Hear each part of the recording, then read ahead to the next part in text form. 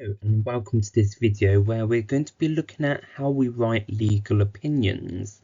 I am Charlie Medcalf and I'm currently an undergraduate law student at the University of Leicester. And so why am I doing this mini lecture on writing legal opinions? Well, a friend of mine, an international master law student, came up to me the other day and asked me, how do you write a legal opinion? Because for some reason he's tasked with writing a legal opinion for one of his assessments, which is really surprising when it's not a barrister's training course he's doing. But anyway, I thought it would be a really useful skill, as I'll be doing the barrister training course in the future. It's something I also need to know how to do, and so this lecture is really an introduction into how to do a legal opinion. And so by the end of this lecture, you should hopefully understand the purpose of a legal opinion, recall the key features and the various bits of advice for when writing a legal opinion, identify the different main sections of a legal opinion, and then finally you'll be able to explain the contents of each section of the legal opinion, meaning you'll be able to more successfully write a good legal opinion, I hope. But firstly, you'll hear me say what is a legal opinion, but what actually is a legal opinion? You might think a legal opinion is like a problem question, which you may get asked as part of your assessment in a law degree. You might also think that maybe it's similar to an essay, or maybe it's in between the two, but really a legal opinion is something completely different to what you would have done at law school. And as we go through this lecture, you will realise why it's different.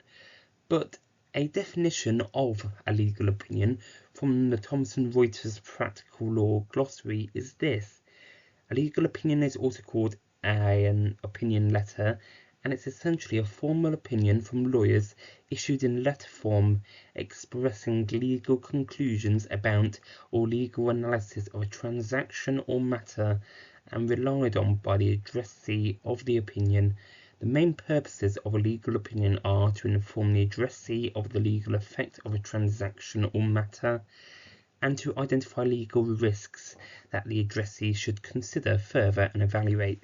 And so yeah, on the face of it, it is very much like a problem question you might expect in an undergraduate law degree, but really when we're looking at a legal opinion, we're looking at it from a professional point of view. This is a professional piece of writing written by a barrister who's a qualified legal professional, and so it needs to replicate that standard. So we can't start writing yet. We need to first consider, what do we need to know? What do we need to think about before we even start writing? Perhaps one of the most important parts to consider is actually read and digest your instructions. I understand that in exams in particular, it might be hard to really read and digest instructions because of time pressure. However, in practice, there may be less time pressure, and so in order to provide your best advice, you really need to read in detail and really digest so you can fully understand what the issue is about and what you are being asked to do.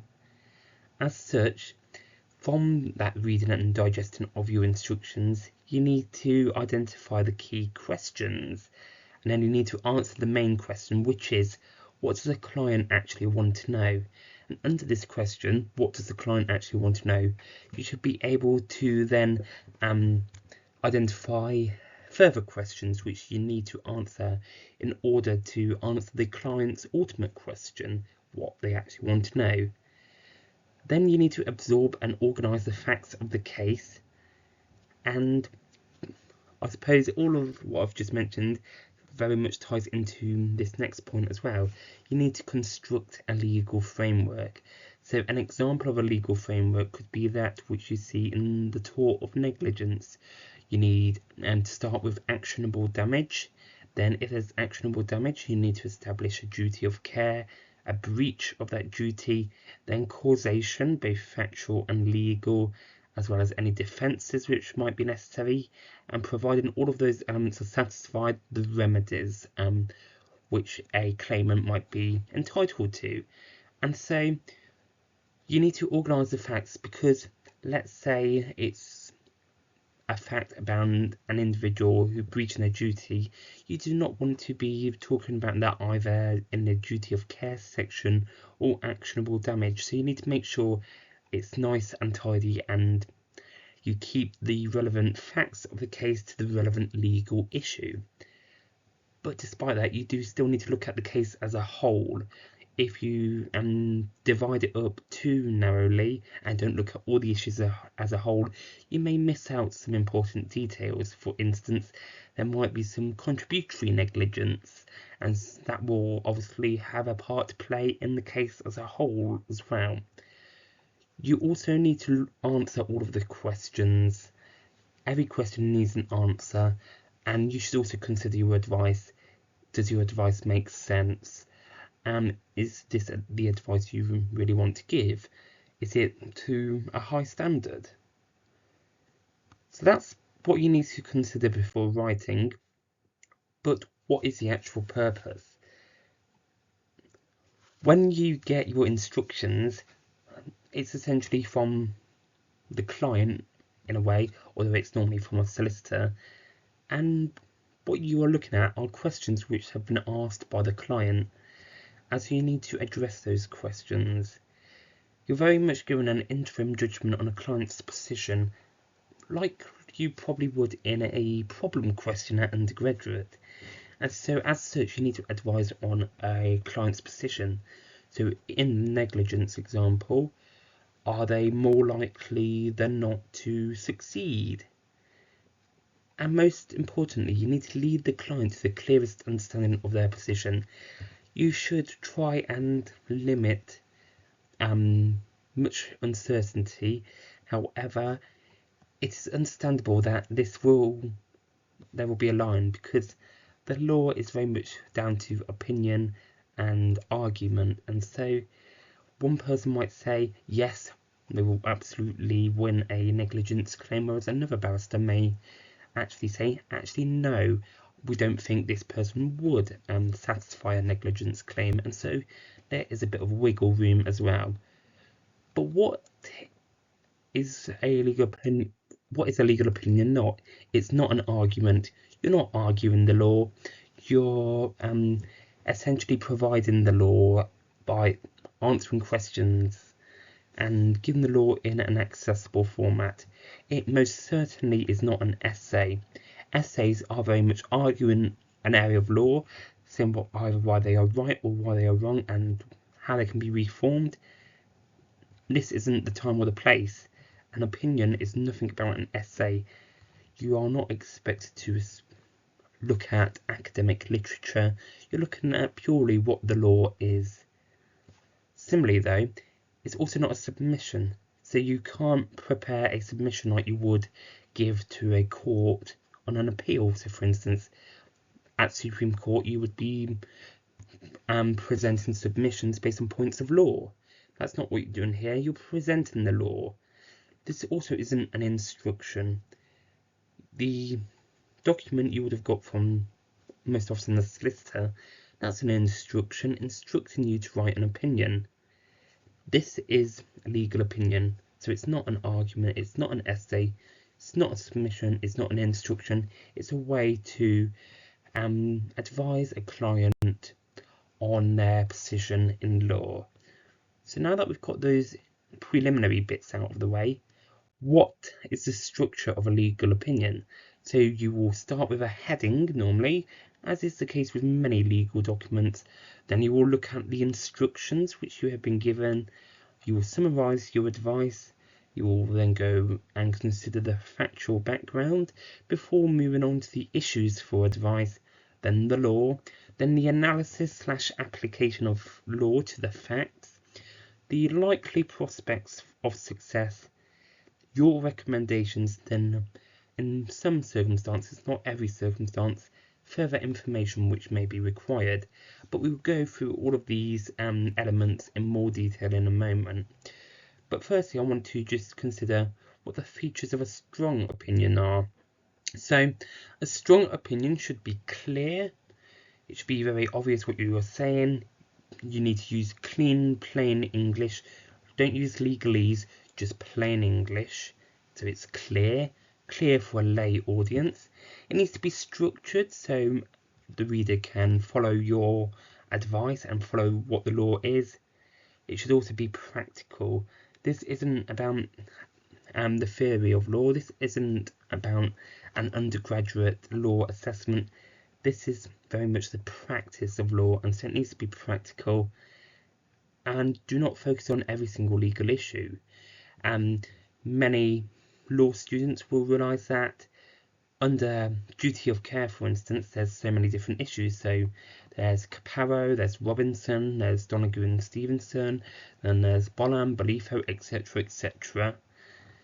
You don't need all of that. You just need to present what the law actually is and focus only on what the client actually needs to know. So the client doesn't need to know about all the legal history. They just need to know what the law is when you're writing this. And then you must also write an opinion with confidence. But you shouldn't be hiding uncertainties either. You need to be confident in what you are writing, but where there are uncertainties, for instance, it's unclear what the judge should decide, you should express those uncertainties. As I mentioned earlier, law is very much a matter of opinion, hence the name legal opinion. You are educated in the law, and so you need to use that legal knowledge to form an opinion. But particularly in family law, much of the law is revolved around discretion, and so you're not psychic. You cannot read the judge's mind. You do not know how they will exercise their discretion. So it's worth mentioning that you are uncertain, because it's not your discretion, it's the judge's discretion. And some further advice, as I've said, write in plain English, very, very important. In a legal opinion, the facts of the case are more important than the law, and so you need to remember that. But also, the law is a means to an end, not an end to a means. So another way of saying this is, the law is the way you are going to be getting to your end goal. So it's like a mathematical problem. You will show all your working out to get to the final answer. The law is very much the working out. You use the law to find out what the final answer is for the client.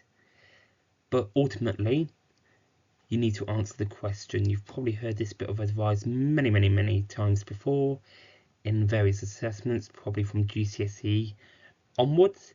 But you have to make sure you're answering the questions. Don't skirt around the questions. Don't avoid questions because you don't like that area of law, which shouldn't be the case at all, because if you're looking at practicing in a certain area, you should enjoy that area. But yeah, you need to answer the question. You also need to avoid irrelevance, which touches on what I previously mentioned about not including absolutely all the law, which also comes on to this final point: do not deliver a law lecture. They are not interested in legal history. They are not interested in a lecture depth of knowledge.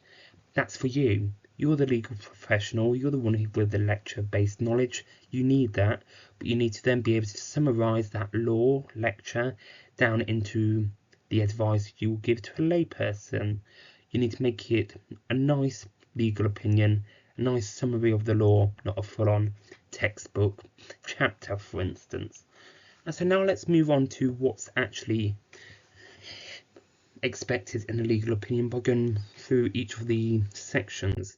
So firstly, there's heading and instructions. So you will start off this legal opinion like you do with many legal documents, for instance skeleton arguments and court bundles, by writing the case name or topic, potentially the court details, who instructed you, so that could be the solicitor's firm, or even if it's direct access, who that individual is. You should provide the date. You should then also mention what you were asked to advise on, and in tramlines you should write that it's either an opinion or advice. Remember that the tramlines are very popular in the legal industry, but ultimately this should be very brief and factual, this section, and this last point is very much something for the whole legal opinion rather than just this section. But you need to write in the first person. For instance, you refer to yourself as I advise that, not referring to yourself as counsel. So it's not that counsel advises that, it's I advise that. So then you go on to the summary of advice. So as you can see here, barristers put the conclusions at the top so solicitors can see it instantly. Legal professionals are very, very busy. They do not want to be looking, wasting unnecessary time to find what the actual answer is. That can come later, but it might be that the solicitor needs an answer now, quickly, and they can come back to the detail later. And so you put the conclusion at the top for the solicitor to see, but do not explain this conclusion in full yet. This is very much like an abstract, or I suppose a conclusion. You're summarising your overall argument, not writing it all out again.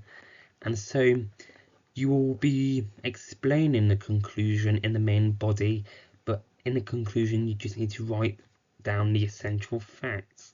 And this summary / conclusion should include what the outcome likely is going to be, what the client should do, what they should do next, whatnot, and any urgent deadlines. So particularly looking at time limits. So for instance, how long do they have to make a claim? Is it 2 months, 3 months, 6 months, 2 years, or so on? Once you've considered this summary of advice, you then engage with the factual background, where you should remember the 3 C's.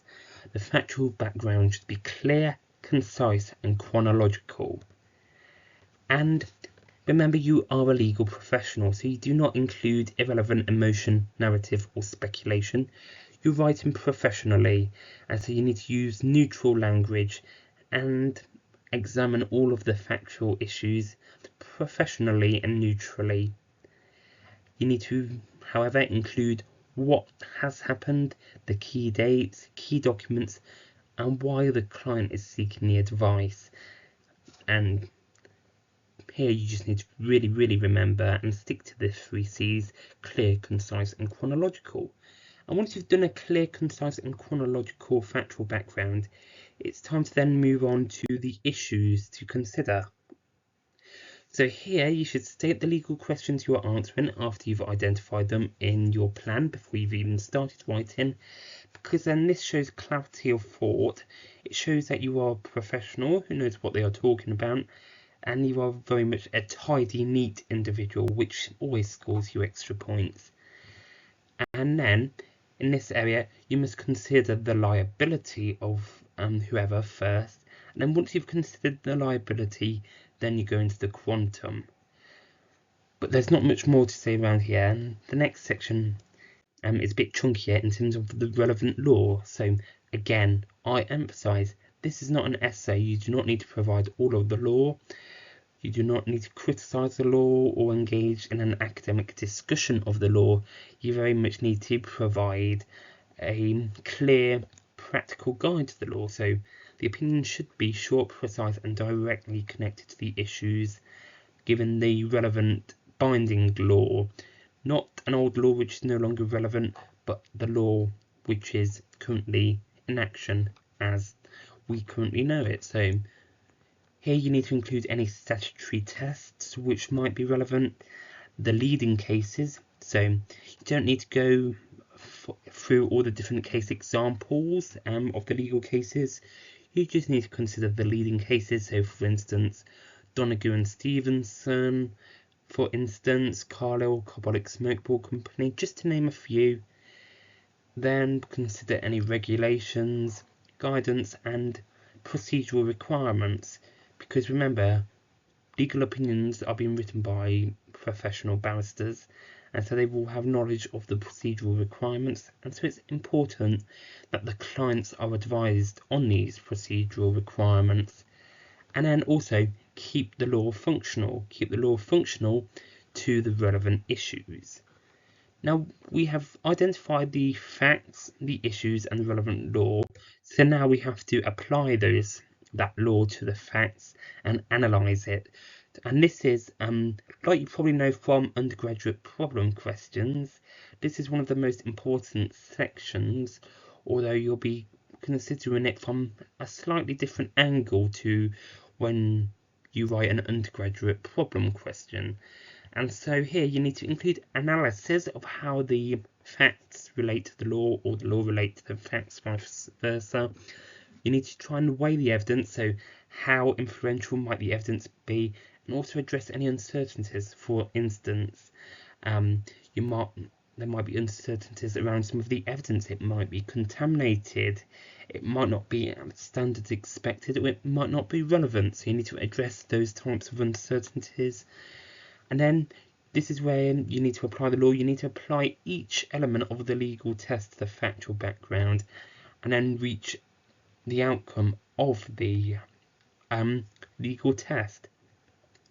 And in this section you should ideally use headings for each issue and only apply cases to the law, not the facts. So here you're backing up the law, you're dealing with the law, so only apply case law to the actual law, not to the actual facts. You're applying the facts to the law, not the other way round. Another point I was going to mention, which I can't quite remember at the moment. Yeah, I can't remember what I was going to say, but I'm sure it will come back. And then after that, you need to consider the prospects of success. And so you need to be realistic rather than optimistic. There's nothing worse than if you told a client that there's strong prospects that they will be successful when actually you think that there's very limited prospects. So you need to be honest, you need to be realistic and not optimistic. And indeed, that's what the professional guidelines require of you as a legal professional. The Bar Standards Board, the Barrister's Code of Conduct, whatnot, says you need to act with honesty, integrity, and you must act in the best interests of your client. Being optimistic rather than realistic is not acting in the best interests of your client. And you also need to communicate like a barrister by using barrister style language. And so, for example, these are phrases you can use in looking at the prospects of success. So there might be strong prospects of success, good prospects, even prospects, so 50-50, poor prospects, or very limited prospects. And you must not be vague. You need to be really clear and specific, not vague. You need to really give a detailed, justified, realistic prospect of success which you can back up and you're happy to stand up and argue and you wouldn't be embarrassed by your work.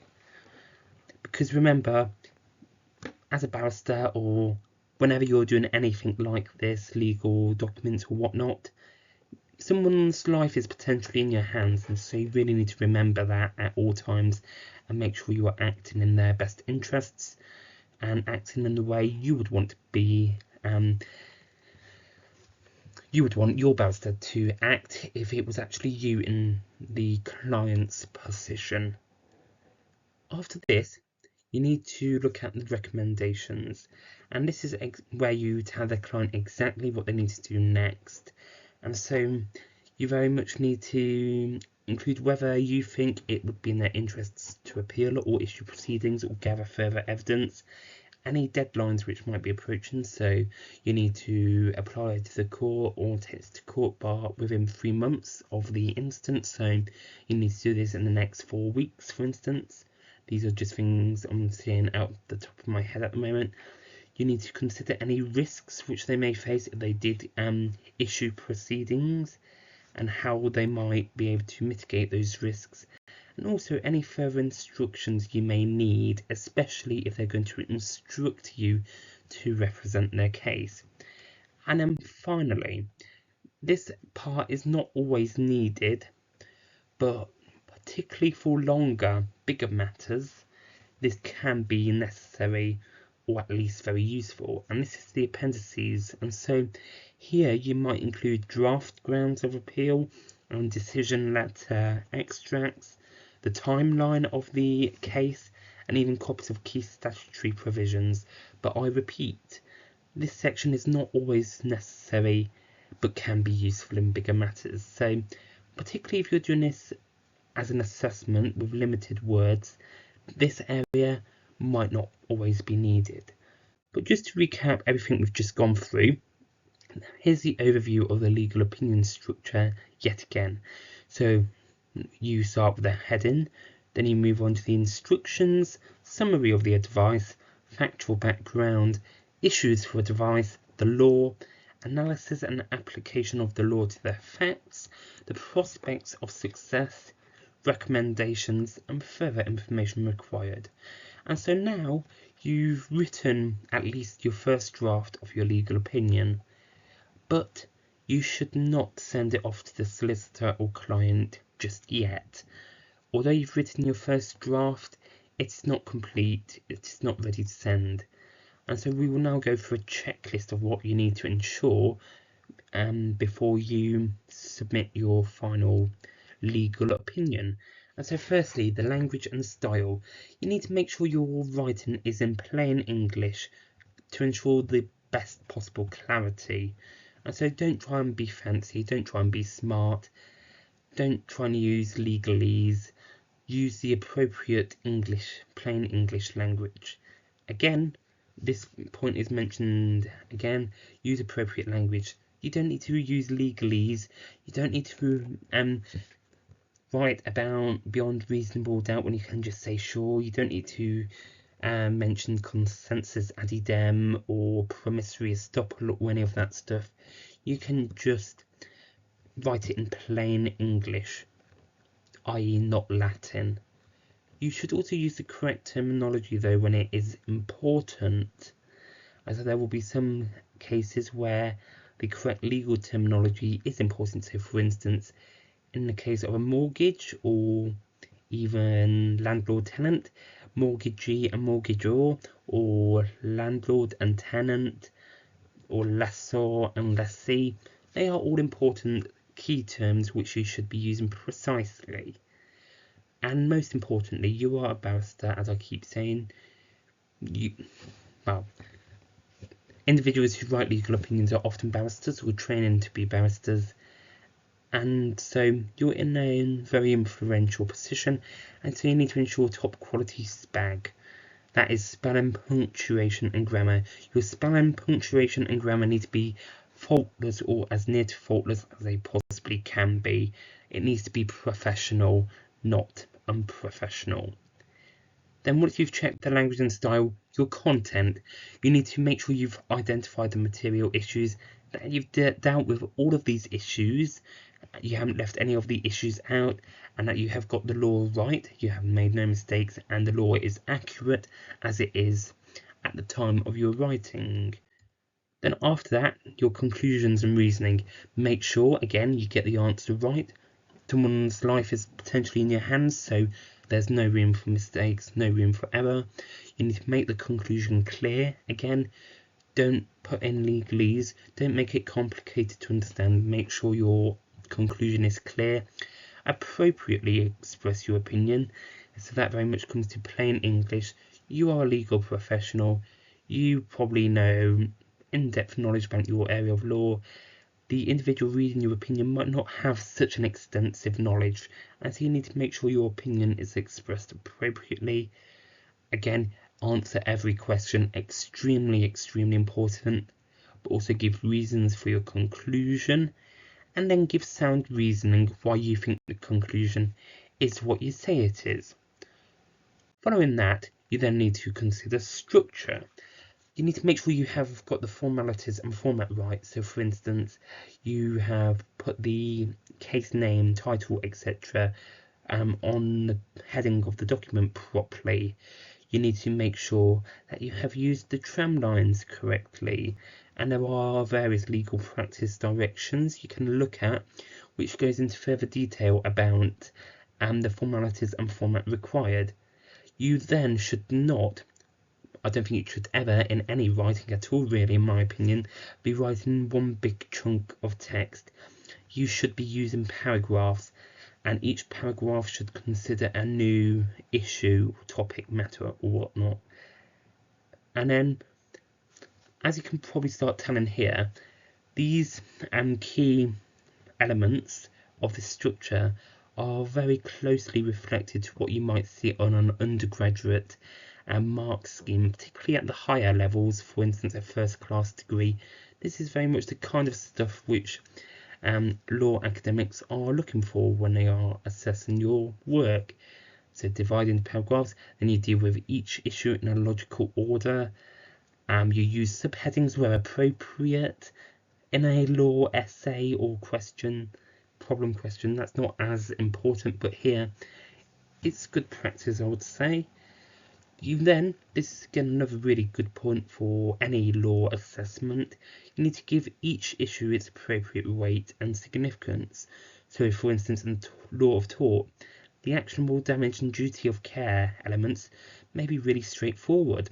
The breach of duty and causation, though, might not be as straightforward, and so in that case you need to be providing more weight and significance to those issues which cause problems, so you can provide a clear, comprehensive conclusion.